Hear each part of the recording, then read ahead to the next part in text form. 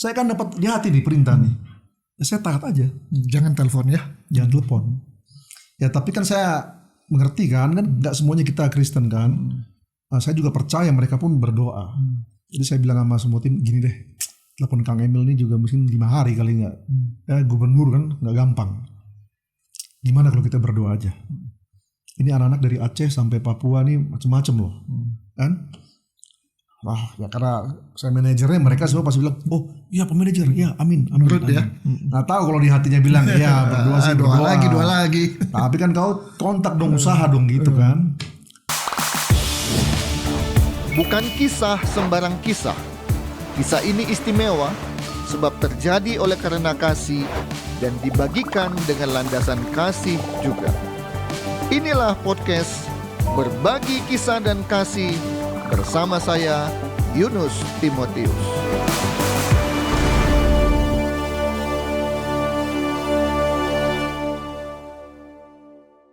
Ya, wajar juga, tapi saya tunduk. Oke ya, saya tutup ya HP. Tiba-tiba nggak lama tuh gempa bumi. Bandung ini. Tasik waktu itu. Mungkin ya, saya nggak tahu. 2019 itu bulan Juli apa Agustus gitu. Gempa jadi satu mall 2-3 itu pada kabur kan, ketakutan. Panik semua. Iya, keluar karena kita di lobi. Tadinya pada mau pergi nih. Saudara saya juga Titus nih, wah gagah hitam pok. Dia mau loncat duluan. Kok jangan pergi. Bikin malu aja kau, badan hebat-hebat udah kabur. Karena kalau ada apa-apa kena duluan dia. Saya kira kopi mahal ini. Jadi kita stay di situ karena kita pas di depan lobi. Jadi di gedung itu pada akhirnya nggak ada siapa-siapa. Bahkan yang kerja di kafe itu pun di luar semua. Jadi hanya kita ini. Saya bilang nggak apa-apa. Kalau ada sesuatu kita tinggal loncat. Nggak lama ya udah kita ngopi. Enak juga nih, saya pikir di mall ini nggak ada siapa-siapa kayak kita punya aja. Terus tiba-tiba saya lihat ada mobil Patwal sama Alphard datang di lobi itu. Begitu saya lihat, terus dari Patwal itu polisi kan turun kan. Ya. Terus saya lihat, loh saya kayak tahu nih namanya Firman. Dia tugas di Polrestabes. Tapi yang biasa dikawal sama Pak Firman ini saya tahu nggak pernah pakai Alphard kan. Saya bilang oh mungkin dia udah ganti ini. Yang dikawal. Iya. Ya udah begitu dia buka pintunya Alphard, ternyata yang turun itu Ridwan Kamil. Oh. Nah hari itu juga ya biasa toh. Dan itu bukan kebetulan. Ya itu pasti rencana Tuhan. Saya juga aduh puji Tuhan, yang lain juga bilang aduh alhamdulillah Pak Manajer doanya enggak dijawab. Saya bilang amin kan? Itu karena kita semua berdoa. Jadi saya lihat Tuhan tuh orang yang taat tuh bener. Dia tuh bertentangan dengan hikmat manusia gitu. Karena kalau hikmat manusia itu kan ya berdoa sih berdoa, tapi kau telepon dong, lu usaha dong, lu begini dong gitu kan. Ternyata kalau saya lihat di 1 Korintus 2 ayat 9, ini nggak apa-apa ya pakai ayat ya. Oh, bagus. Itu dikatakan bahwa bagaimana Tuhan bilang gini, bagaimana cara saya tolong kamu kata Tuhan, dengan cara yang kamu nggak pernah lihat, kamu nggak pernah dengar dan nggak pernah timbul. Dan dia bilang gini, semuanya, dia nggak bilang setengah, semuanya itu aku sediakan. Ini nih masalahnya, kepada siapa dulu? Dia bilang kepada mereka yang mengasihi aku. Jadi kepada mereka apa? Yang taat. Ya akhirnya saya ke depan, ya kan dia Ridwan Kamil langsung datang. Saya udah langsung. Lalu bisa aja dia di bagian lobi mana yang masuknya ya? Iya, dan ini gempa. Dia gempa tuh dia mau ngapain ke mall? Iya. Ya kan, saya juga mau tanya itu. Akhirnya adik saya Bang Jo ya, dia ke depan. Dia bilang udah saya jangan di depan. Dia yang buka pintu tuh. Wih, Bang Jo. Waktu kan waktu sebelum COVID ya. Kang, Bang Ray, kemarin juara ya katanya. Iya Kang, saya bilang ya alhamdulillah ya puji Tuhan. Gue lihat, gue lagi di Inggris waktu itu, beliau tuh lagi di Inggris mungkin. Abis itu udah gimana timnya. Saya ceritakan singkat aja. Anak-anak sekarang kita kumpulkan semua ada. Wah luar biasa Bang. Sekolahnya gimana? Sekolah udah Kang. SMA Negeri 4 kepala sekolahnya luar biasa. Karena kan itu di bawah gubernur. Iya betul. SMA. Betul. Ada masalah nggak? Oh nggak ada. Kepala sekolah semuanya beasiswa. Terus beliau bilang gini sama saya, Bang Ray, apa yang saya bisa bantu? Nah itu dia. Itulah kunci. Jadi kita tuh hanya berapa menit yang lalu kita nih mau minta tolong sama gubernur. Sekarang gubernur menawarkan Iya. Hanya dengan saya hanya ya ketaatan itu, ketaatan ya pada suara itu Tuhan. dikirim. Iya. Iya, gubernur yang datang. Dan dia juga perlu kepekaan kan, supaya Tuhan berbicara kita nggak ini, tapi kalau Tuhan bicara Iya. tahu. Iya. Ada cici rohani saya itu namanya Bu Elizabeth ya. Ya beliau juga nggak bisa lihat orang pelayan Tuhan. Waktu saya cerita dia bilang gini, Ray, kamu tahu nggak apa yang terjadi waktu itu yang Om bilang kepekaan ini? Kamu baca di Amsal 21. Saya buka. Terus Amsal 21 tuh bilang gini, hati raja-raja itu seperti batang air di tanganku, Tuhan. Aku ini Tuhan yang mengalirkan kemana aku mau. Jawa Barat itu kan kita 50 juta penduduk, Om. Rajanya tuh namanya gubernur. Orang nomor satunya. Iya. Di situ saya mengerti, oh iya makasih Tuhan. Jadi memang itu bukan kebetulan gitu. Ketika kita taat dengan cara yang kita nggak pernah lihat, hati raja itu ada dalam tangan Tuhan. Jadi dari situ saya tambah mengerti. Saya punya musuh tanda kutip ya, mau di bisnis, mau dimanapun. Kalau dulu kita fight, ya kan? Semua orang begitu, punya ini, kita fight. Sekarang saya nggak pakai gitu lagi gitu. Karena saya ngalamin, ya. Jadi sekarang kalau saya diganggu atau apa, saya berapa kali setelah COVID juga saya banyak di perusahaan saya, orang saya sendiri berkhianat dan lain-lain. Kalau dulu ya maaf ya, Langsung naik ya. ya kita culik, ya kan? Bisa diculik itu, culik itu kita konfrontasi. Tapi sekarang saya boleh ngerti, kan? Kamu jadi orang taat aja. Kenapa? Karena dalam ketaatan dia bilang gini, kalau orang jahat sama kamu, kamu tetap baik sama dia. Ya, kalahkan kejahatan dengan kebaikan. Iya, kan? Jadi itulah yang kami pakai sampai hari ini. Jadi saya di bisnis pun, di kerjaan dimanapun, itu yang kami pakai. Nah, dari situ saya kembali ke Pak Ridwan Kamil. Beliau bilang, saya bilang, Kang, iya Kang. Waktu dia tanya butuh apa, nah ini kita manusia kan gitu. Begitu gubernur yang tanya, butuhnya 1 jadi 10 di sini. Tapi ya saya tahu yang menyediakan itu Tuhan kan. Ya. Saya bilang, Kang, saya hanya butuh lapangan. Langsung dia panggil tuh ada ajudannya namanya Randy. Di sini gitu. Telepon kepala dinas, Pak Kepala Dinas. Ini tim U15 kasih lapangan yang baru tuh di Arca Manik. Ya.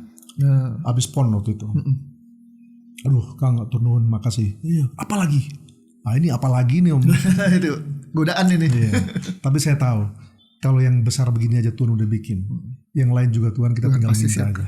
Saya bilang, Kang, saya mau itu aja Kang, saya udah terima kasih. Nah, itulah dari situ saya dapat lapangan. Kemudian saya ketemu lagi sama Pak almarhum Iwan Setiawan ya. Pak Iwan Suryadi. Batu Nunggal. Punya Batu Nunggal ya. Karena dulu saya suka golf kan. Saya ketemu beliau tuh dulu cuma sekali. Berapa tahun yang lalu itu, sebelum 2019. Tapi pertemuan itu ya baik ya. Kita biasa aja. Saya waktu itu satu flight sama beliau sama-sama. Ya karena orang tua saya ini jauh di Papua. Saya udah dari tamat SMP udah merantau kan. Jadi saya ketemu orang-orang tua tuh saya anggap orang tua. Saya nggak tahu kalau beliau ini yang punya Batu Nunggal. Tapi setelah sekian lama saya main lagi. Terus ngobrol-ngobrol, dia bilang, mana aja lu Ray? Ya saya main sama Om itu lagi. Diajak ayo berdua. Saya cerita semua yang tadi. Ya sekarang saya lagi cari lapangan Om. Sana udah ada, Kang Emil udah ada. Tiba-tiba pas pulang almarhum tuh ya Om Iwan ini bilang sama saya, ayo Ray, ikut saya. Gue ikut mobil lu. Oke, saya bawa mobilnya. Supirnya disuruh pulang. Menyisirlah dari Jatinangor Om ya. Terus keluar di Buah Batu, masuk ke perumahan Batu Nunggal. Terus beliau panggil ada mungkin direkturnya atau apa. Terus singkat cerita dia bilang, lapangan kita di sana luas kan banyak ya. Ya. Ya udah, Ray lu pilih aja mau yang mana. Itu saya panggil Rocky, saya panggil adik saya, semuanya kita ada di situ. Mereka dengar. Saya juga terharu ya. Di situ juga saya lihat Bung Rocky juga dia sampai nangis. Dia ditawari lapangan. Iya. Mau pakai mana? Pilih. Iya. Dia jalan, dia sisir itu, dia buka sepatu dia sambil dia liatin. Dia bilang, saya ini hidup di sepak bola dari berapa puluh tahun saya belum pernah lihat yang kayak gini. Nah itulah sekarang kita punya lapangan di Batu Nunggal. Akademi itu kita bikin akademi. Ada di sana, dan saya percaya nanti kita lihat ya lapangannya nanti ya. Oke. Iya. Nanti dikirim. Ya kita bangun pelan-pelan ya, bikin pagar dulu ya, bikin semuanya. Semua berproses lah. Udah, jadi anak-anak ini kita mau bawa ke Portugal, ya, kemudian Iber Elite itu. iya, berkat Belit. Jadi mereka dari Juli Agustus itu latihan terus sampai udah bulan Februari semakin semangat. Maret mau berangkat, datanglah COVID, ya kan? Jadi COVID datang, Semua tunduk pada COVID. iya, datang. Ya udah, gimana nih? Saya ditelepon dari Kemenpora, Pak Manajer, Pak Rey, kita aja negara tuh di PPLP itu Ragunan, ya Ragunan ya, Om, ya. Ya. Itu kami pulangkan, Pak, karena COVID ini bisa 2 tahun. Terus saya juga berdoa, saya sama adik-adik sama orang tua tanya gimana. Ya, kita sepakat udahlah, ya nggak apa-apa mereka di sini aja. Mereka pulang pun mau Ngapain? Jadi atas itu mereka tetap sama kita, tiap hari kita latihan. Mungkin waktu itu usia sepak bola dini hanya anak-anak kita kali yang latihan selama Terus ya sama COVID ya. setiap hari. Akhirnya batal lah ya Batal. menuju ke Iber Iya, Cup Elite ya. batal. Nah makanya kami akhirnya bentuk WBFC itu, Om, ya. Oh, jadi waktu itu masih belum muncul ya, Belum. WBFC belum ya. Belum, waktu itu Hanya karena ada Iber di Portugal, kemudian jangan sampai berhenti, iya. latihan terus, kena COVID, barulah kemudian cikal bakal WBFC muncul. Iya. Karena kan anak-anak ini kan harus ada outcome, harus ada ujungnya kan. Iya. Ya sampai kita bikin aja, ya. Nanti kita siapkan mereka. Ya udah, akhirnya dulu namanya itu Wanal Bintuka. Bintuka itu artinya Bhinneka Tunggal Ika. Oh, singkatan. Iya. Nah sekarang Wanal Bintuka itu tetap ada, tapi di kita terdaftar di Asprof Jawa Barat. Jadi setelah anak-anak Anggota ini, ya di situ ya. iya. Karena kan tim ini Wanal kan dari Papua, Om. Jadi anak generasi pertama ini, saya sebut generasi pertama, mereka latihan terus. Setelah mereka umur 18 tahun, kami ikut Liga 3 di Papua. Tahun pertama kita masih belum berhasil. Tahun kedua kita jadi juara di Papua, itu Liga 3 di sana. Wow.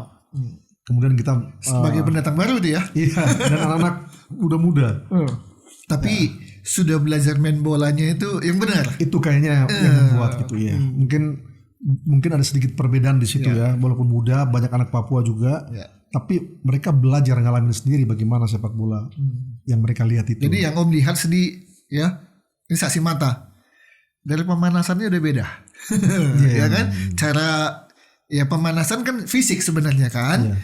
Tapi tetap menggunakan bola dan dari tendang bolanya passing bolanya. Dari situ sudah terlihat tim ini berbeda. Iya. Ya puji Tuhan lah. Iya, jadi gitulah. Jadi kita sudah bikin, sekarang kita masuk di Liga Nusantara. Karena sekarang dipecah lagi kan. Dari menang menjadi juara pertama di Papua kita masuk nasional. Iya, masuk nasional. Masuk nasional tahun pertama itu kita gagal. Di berapa besar ya? 16 besar. Padahal waktu itu sudah baik ya. Iya. Menang. Iya. Oke itu ya, tapi saya lihat gini Om ya. Tuhan itu kan bawa kita kan ke tempat yang ya itu kan dibilang kan justru dalam kelemahan itu kuasa Tuhan sempurna kan. Satu yang saya ajar buat anak-anak kita, saya ini bukan masalah kristenisasi, nggak ada. Saya punya teman waktu itu di Kalimantan Om, mereka tuh undang kami ke sana, dibayarin semua tiket pesawat, hotel untuk ke sana untuk main di sana. Dan waktu saya lihat mereka ini beda agama sama saya. Tapi waktu saya lihat bagaimana cara mereka melayani saya. Mereka kakak adik juga sama seperti kita, ada 5 orang. Waktu makan malam, dia itu hadir sama kakaknya, adiknya, sampai orang tuanya, sampai cucu-cucu semuanya. Dan saya lihat mereka ini keluarga yang rukun. Nah, saya juga ngerti kunci berkat yang di Alkitab itu bilang bukan cuma seminggu sekali kita ke gereja terus diberkati kan sama imam itu betul. Tapi kalau kita lihat Mazmur 133, di situ dibilang ada berkat yang kamu nggak datang minta, tapi berkat yang aku ini Tuhan, aku perintahkan buat kamu, kan gitu Om ya. Apa itu syaratnya? Cuma satu, di judulnya itu ditulis persaudaraan yang rukun. Dan disitulah saya melihat ya hidup kita tuh bukan masalah kita minta-minta berkat, tapi kalau kamu taat, kamu hidup rukun, berkat itu tuh rezeki itu tuh Tuhan bilang aku ini Tuhan, aku yang perintahkan buat kamu. Jadi bukan kita yang ngajar berkat, tapi berkat yang datang pada kita. Iya, kita tuh taat aja. Makanya di tim itu saya ajarin mereka kamu harus taat sama otoritas, tunduk sama otoritas, itu paling utama. Karena ketaatan yang Tuhan bilang itu kan tentang tunduk sama otoritas. Jadi wasit mau securang apapun, saya udah lihat lah kecurangan yang sampai gak masuk akal itu. Saya bilang sama mereka, jangan ada kamu yang ngelawan wasit. Jangan ada kamu yang maki wasit. Itu adalah kunci untuk kita bisa berhasil. Apa? Tapi kita begini, kita begitu, nggak apa-apa. Kita akan direndahkan, kita akan dimainin. Tapi kamu lihat lagi tuh, syaratnya orang ditinggikan cuma satu. Kita harus direndahkan. Jadi saya dari perjalanan itu saya belajar banyak tentang bagaimana hidup tuh nggak usah kau bikin-bikin. Kamu boleh, saya punya anak ya puji Tuhan ada 5, ada 1 di Amerika, ada 1 di Inggris. Tapi itu semua karena Tuhan ya, mereka tuh cari jalan, ada yang dapat beasiswa. Saya bilang sama mereka gini, Om, sini kau, gitu ya kalau saya, kau lihat saya nih. Kamu boleh keluar negeri, kau boleh ke ujung bumi sana, kau boleh gaya kau tempatmu di Amerika kayak di mana.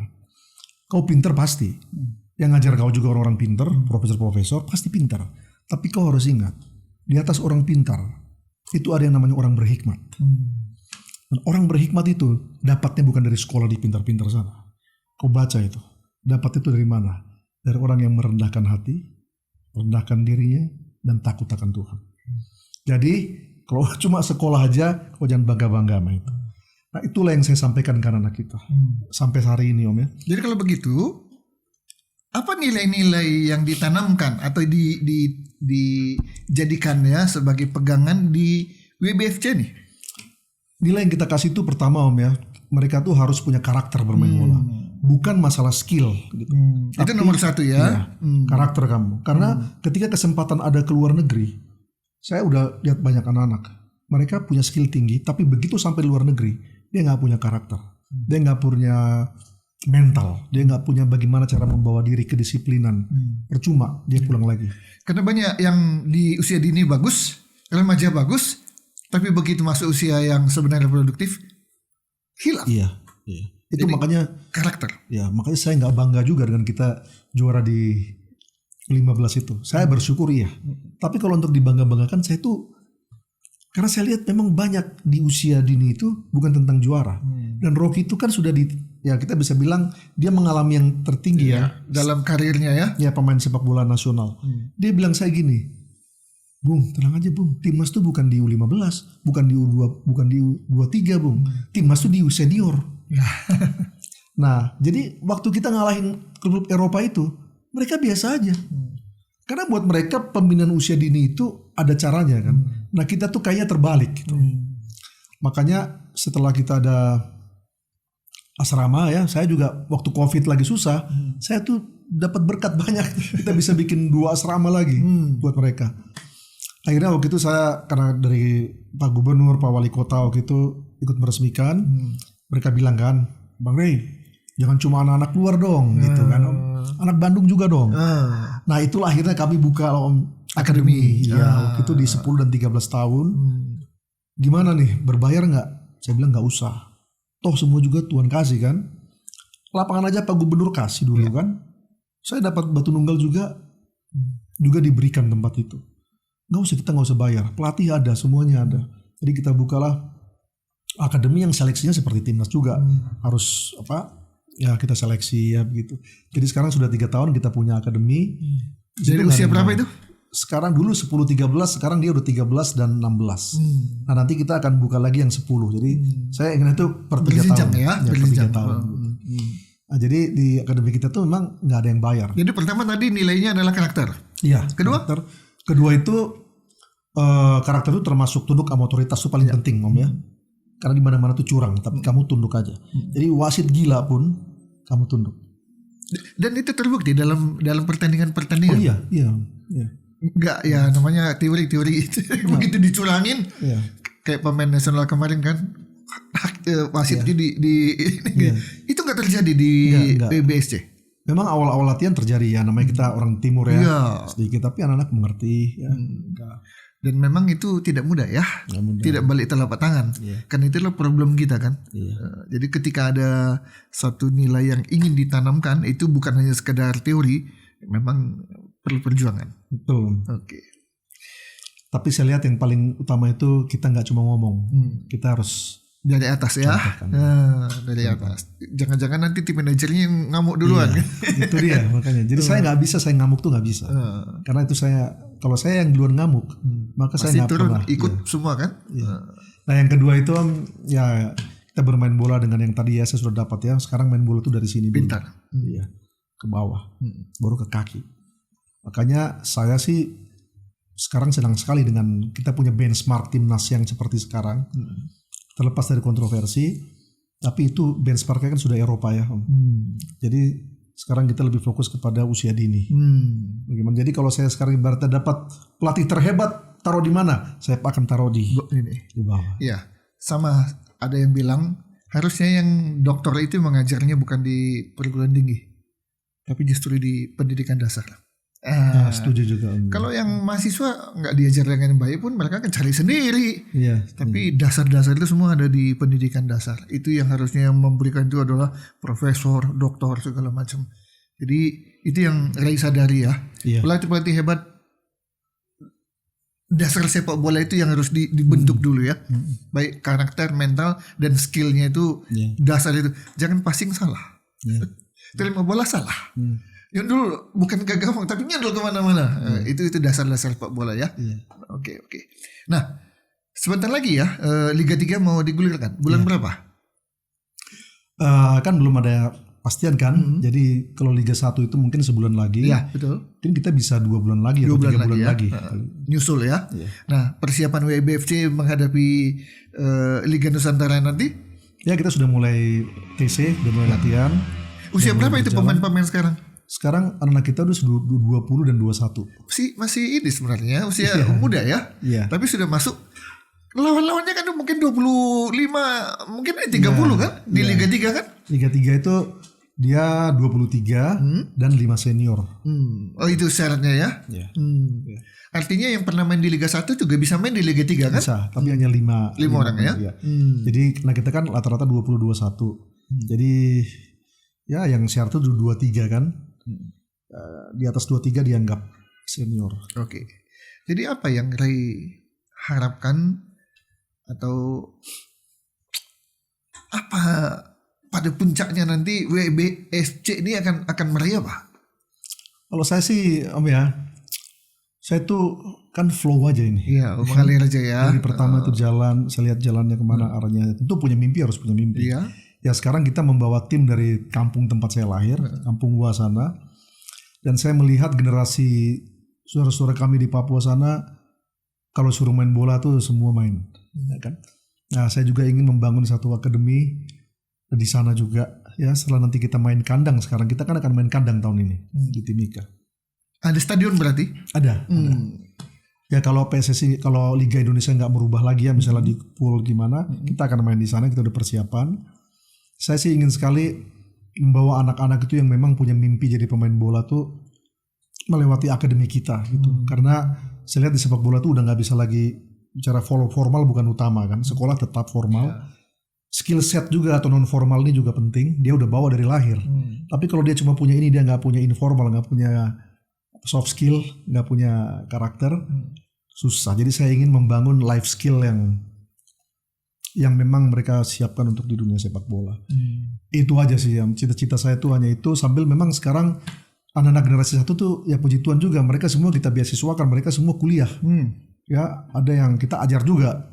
Kamu habis bola apa? Ada yang jadi pelatih, kamu ambilnya ini. Kamu ini mau jadi apa? Saya mau pengusaha apa? Kamu ambilnya ini. Ada yang mau jadi kayak Om misalnya kan. Saya mau itu kayak Horton Paris, sekolah hukum. Jadi semua mereka kita wajibkan kuliah sampai semua Tuhan cukupkan lah. Ray, dulu pernah ada satu kesebelasan dari Korea Selatan, namanya adalah PS Haleluya. Iya. Apa ada sesuatu yang jadi benchmarknya ke PS Haleluya dengan WBFC ini atau sama sekali tidak? Saya juga nggak pernah ikutin itu. Cuma memang ada orang bilang ya, tapi saya juga nggak pernah tahu tentang itu. Saya juga nggak pernah tahu. Ya namanya aja kan sudah jelas kan? Iya. Haleluya. Ya. PS itu ya di sini. Di sana mungkin football club lah ya. Haleluya. Dengan suatu kekhasannya. Mungkin karena ini memang tidak membawa agama kan. Tapi nilai-nilai Kristiani itu benar-benar menjadi sesuatu yang melekat. Betul Om, saya ini ya sedikit. Kita di Papua sana, tim kita tuh kalau mau main Om, itu KKR di ruang ganti. Iya, itu seperti doa puasa. Kita tuh di sana tuh, nyanyi itu memuji Tuhan tuh, ya Laskar semuanya kita nyanyikan. Bagaimana dengan pemain yang bukan Kristen? Oh kalau di Papua, tim-tim di Papua tuh ya nggak apa-apa, semua menyesuaikan. Kan? Tapi maksud saya, untuk apa kita nyanyi di ruang ganti? Kalau di lapangan memuji Tuhan, tapi baru keluar pintu ruang ganti itu kita udah maki orang di lapangan kan. Nah jadi sepak bola WBFC ini bukan tentang agama, ya kan, bukan tentang agamawi gitu. Bagaimana kamu hidup benar? Yang saya latih dari mulai berlatih, dari mulai menghadapi lawan main, kita di ruang ganti semuanya tentang itu, ya Tom. Yang semuanya kalau dia Muslim, kita juga pelatih musim. Kita setiap jam 9 itu sebelum pertandingan semua harus sembahyang berdoa. Kamu sembahyang, yang Kristen juga sembahyang, yang ini. Jadi pokoknya bukan tentang agamawi ya. Saya mau mereka itu punya karakter yang sesuai dengan benar. Sehingga Indonesia punya satu kesebelasan yang dikelola secara profesional, tapi berbeda. Ya berbeda dalam arti kita bukan mau cari-cari perbedaan ya. Ya tapi dengan cara memang yang ini memang beda gitu ya. Nah, karena ada tadi penekanan soal apa? Bermain sepak bola tidak hanya masalah oper-operan bola, menggolkan, tapi karakter. Ini dibangun dulu. Tentu apapun yang kita kerjakan, pedagang kaki lima yang kecil sekalipun, pasti ada kesulitan, ada hambatan. Apa hambatan, kesulitan yang dialami WBFC? Ya, dana kan? Ya tentu awal-awal ada dana dan lain ya. Tapi saya lihat kalau kita itu jalan dengan cara yang udah Tuhan kasih, pasti semua itu ada jalan. Sampai hari ini kita aja berkali-kali ini beberapa kali kompetisi di Papua itu kan nggak biaya kan cukup besar kan? Besar sekali. Tapi ya saya nggak ceritakan di sini, tapi semua itu benar-benar pertolongan Tuhan. Jadi saya ini bukan karena udah konglomerat, udah punya duit timbang terus kita jalan. Semuanya selalu gampang. Itu hanya tentang itu aja, tentang bagaimana kita mengimplementasi apa yang tertulis. Tapi walaupun tidak diceritakan panjang lebar, tangan Tuhan bekerja. Ya, sangat. Om lihat kan itu di jersey-nya ada, ya biasa kan kalau penuh dengan tulisan, artinya sponsor percaya gitu kan. Itu apa? Ada beberapa ya sponsor yang tertulis di jersey itu kan. Itu artinya memang ada kepercayaan terhadap klub ini sehingga sponsor pun mau mengalirkan dananya. Ya, memang ada beberapa sponsor yang terbesar waktu itu cuma ada satu ya, perusahaan namanya Petrosi. Juga kita ada hubungan baik, mereka support gitu. Ya gitu. Tambang kah? Pertama dulu. Ya mereka kontraktor tambang juga. Tapi yang terakhir yang kedua kemarin ya kita jalan sendiri, menurut jalan sendiri. Ya sampai hari ini saya juga pengen ajar anak-anak itu bagaimana kamu hidup, jangan begini. Ya. Hidup tuh harus dimulai dengan begini. Jadi, tangan di atas. Iya, harus begini. Memberi itu bukan untuk kau punya uang. Ya, karena kan udah dibilang kalau kamu nggak setia sama hal kecil, ya kamu nggak bisa juga percaya sama hal yang besar kan. Jadi harus setia dulu, walaupun nggak punya apa-apa, tapi kamu memberi itu kan, memberi hatimu, ya memberi tenagamu, ya apapun. Kita mundur sedikit ya. Ini bagian akhir ini. Waktu itu kenapa bisa terpilih jadi tim manajer timnas pelajar? Iya, saya juga bingung gitu. Iya, jadi anak saya itu si Tabi yang sekarang di London itu dia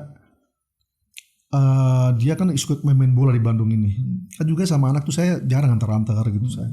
Cuma tiba-tiba pelatihnya bilang, "Pak, ini abang nih mau ikut ya, ada U14 Kemenpora ke Malaysia." Udah, saya pas waktu itu juga hari yang sama dia ke Malaysia sama tim itu, saya ke Singapura. Saya iseng-iseng kan lihat Indonesia di mana nih main ini. Lawan Australia kalah, lawan Thailand kalah, lawan ini kalah gitu. Saya pergilah ke Malaysia kan. Dari Singapura langsung ke Malaysia ya. Dekat kan. Pas saya nonton, saya bisa lihat gitu bahwa anak-anak ini kok bagus di terakhir. Oh dia nggak pede nih. Banyak bule-bule kali kan. Akhirnya malamnya saya izin sama pelatih itu, manajernya, saya bilang, "Pak, saya orang tuanya ini." "Oh iya. Malam saya datang, "Pak, boleh nggak saya ngobrol sama anak-anak?" saya semangatin lah mereka. Karena mungkin dulu saya lahir di Papua kan, saya juga banyak tinggal sama orang-orang asing ya, orang bule. Terus saya bilang sama mereka, kok jangan takut. Dia motivasi ya. Iya motivasi. Besok kalau gini-gini main aja. Terus mereka bilang, siap om gitu. Nah tiba-tiba ada satu anak bilang saya gini, dia lari, om besok saya kasih gol, dia bilang gitu kan. Terus dia buka baju di kaca, dia besok saya gini-gini. Terus saya bilang besok terjadi itu.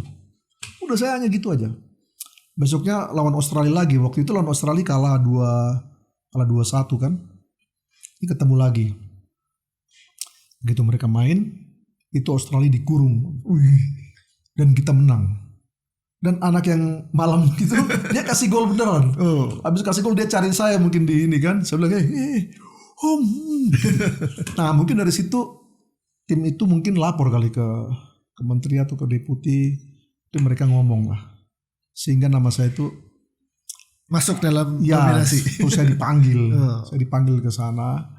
Nah, itu aja om. Jadi pelajarannya, hal kecil yang kita lakukan, baik, benar, itu bisa menjadi satu pintu masuk. Iya. Ya, jadi jangan nggak usah lah, ngapain lah, gitu ya. Di tangan Tuhan, hal sekecil apapun yang kita lakukan dengan tulus, itu bisa menjadi pintu masuk untuk mengangkat. Jadi apa yang Ray barusan sampaikan, ini bisa memotivasi kita semua untuk jangan pernah lelah untuk melakukan kebaikan. Iya. Dan kalau kita mau di atas, syaratnya cuma satu. Siap.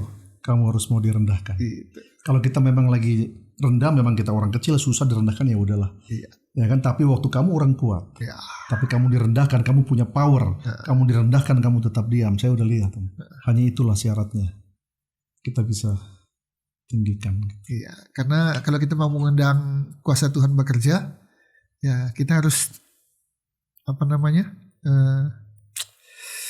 biar Tuhan turun tangan, maka kita nggak boleh mengasah kita bisa, maka kita hanya cukup mengangkat tangan, maka Tuhan turun tangan. Terakhir, Ray, apa yang Ray ingin sampaikan kepada orang tua atau anak-anak yang menonton yang pengen juga menjadi pemain sepak bola? Ya paling dari saya, semua itu kita dikatakan Tuhan tuh udah tahu kita dari sebelum kita lahir. Jadi kalau kita punya mimpi, kita punya apapun, ya kita lakukan aja dengan semua itu harus dengan benar ya. Karena baik itu belum tentu benar gitu. Jadi kita harus hidupnya harus benar. Dan nomor satu itu harus tunduk sama otoritas. Dan dikatakan ya di 1 Petrus 2:19 itu bilang gini, kamu harus tunduk kepada Tuhan ya, Tuhan yang kamu lihat dengan gentar gitu. Bukan hanya kepada yang baik, tetapi kepada yang bengis sekalipun. Nah itulah kunci kalau kita mau berhasil, tunduk sama otoritas. Mau abangmu, mau orang tuamu, mau pelatihmu, kalau kita hanya bisa tunduk sama yang baik-baik aja, yang enak aja semua orang juga bisa. Tapi ketika kita tunduk sama yang gak cocok sama kita, yang bengis sekalipun, disitulah kita akan diasah gitu ya, merendahkan diri ya, buang semua ego. Nah itu yang saya lihat yang menjadi kunci sampai hari ini saya. Karena akhir Tuhan bilang gini, kalau kamu gak bisa tunduk sama otoritas yang kamu lihat, kamu gak mungkin bisa tunduk sama Tuhan yang kamu gak lihat. Jadi itu mungkin yang saya bisa bagikan ya kepada kita semua. Gapailah itu mimpi ya, orang tua tinggal mendidik anaknya. Karena keberhasilan bukan dari kita, tapi dari Tuhan. Yohanes 3:27 bilang, tidak ada seorang pun yang dapat mengambil sesuatu bagi dirinya kalau nggak dikaruniakan dari sorga. Itu aja mungkin. Lokasi WBC Bandung maupun Papua? Ya di Bandung di Batu Nunggal. Kalau di Papua itu kita sudah ada lahan ya, sudah ada ini om, tinggal kita nanti mau bangun dulu kan. Oke. Ya. Baik. Terima kasih banyak. Sama-sama. WBFC menjadi sesuatu yang berbeda tapi juga bermanfaat. Amin. Bagi bangsa dan negara lewat sepak bola. Yang kecil ini. Terima kasih. Tuhan Yesus memberkati. Terima kasih, Tuhan berkati. Demikian para penonton, kita sudah tahu, sudah dengar sendiri apa itu WBFC. Ya, dan kenapa WBFC bisa berdiri dan untuk apa mereka sekarang setengah mati ya, berjuang, berkorban. Semoga apa yang disampaikan oleh Ray Gutafson Manurung, salah satu pendiri, 5 orang, menjadi berkat bagi kita semua. Tuhan Yesus memberkati. Jangan lupa dukung kami terus dalam doa. ada yang tergerak hatinya untuk memberikan dana, bisa menghubungi kami. Dan tetaplah berikan like, share maupun subscribe supaya podcast ini terus ada dan memberkati para penontonnya. Sampai bertemu di episode yang akan datang. Tuhan Yesus memberkati. Saya Yunus Timotius. Tuhan Yesus memberkati kita.